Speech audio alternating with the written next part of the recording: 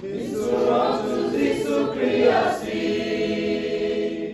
tangi tua tengerong kansi, arwah kani peroma,